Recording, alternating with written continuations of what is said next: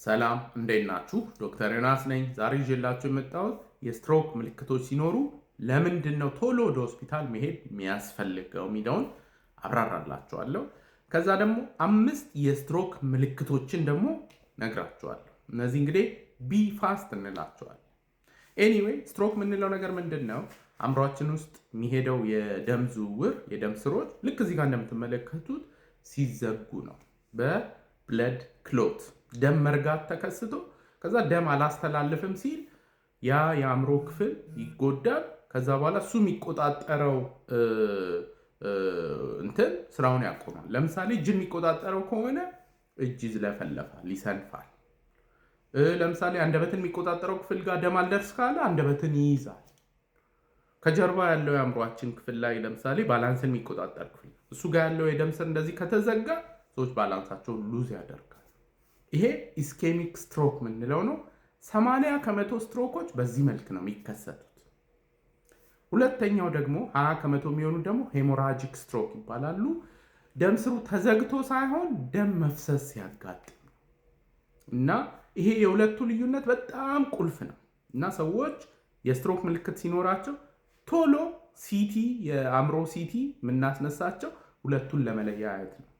ምክንያቱም ይሄኛው ደም መርጋት የምንለው ለምሳሌ እጃችን ተቆርጧል እንበል። ከዛ ላይ ደም የፈሰሰ የሆነ ሰዓት ላይ ይረጋና ደም መፍሰሱን ያቆማል እና ይሄ ጥሩ ነው እጃችን ላይ ሲሆን፣ አእምሮ ላይ ግን ምንም ጉዳት ሳይኖር ምንም ደም መፍሰስ ሳይኖር እንዲሁ ደም መርጋት ነገር ከጀመረ ይዘጋዋል ቱቦ። ከዛ የረጋውን ደም ደግሞ ቶሎ ሰዎች ከሄዱ መክፈት ይቻላል በመድኃኒት ክሎት ባስቲንግ ድራግስ የሚባሉ አሉ። እነዚህ መድኃኒቶች ከሰጠን ክፍት ያደርገዋል። ግን ሰውየው ደግሞ ደም መፍሰስ ከሆነ ያጋጠመው ይሄ ለክሎት ባስቲንግ ብለን የምንሰጠው መድኃኒት ጭራሽ እንደውም ያባብስበታል። ስለዚህ ሁለቷን ለመለየት ቶሎ ሲቲ ስካን መነሳት ያስፈልጋል።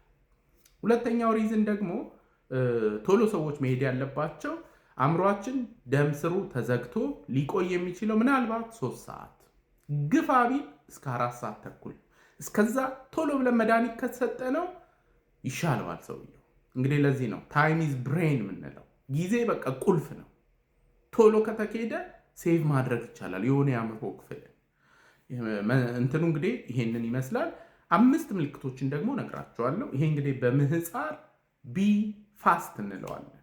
ቢ የምንለው የባላንስ ችግር፣ ድንገት ተነስቶ መወላገድ ከመጣ የባላንስ ችግር አለ፣ ስትሮክ ሊሆን ይችላል፣ ቶሎ መሄድ ያስፈልጋል። ሁለተኛው ኢ የአይ ምልክቶች ወይም የአይን ምልክቶች፣ ድንገት ተነስቶ ከጋረደው አንድ ሰው እይታውን ስትሮክ ሊሆን ይችላል፣ ቶሎ መሄድ አለበት።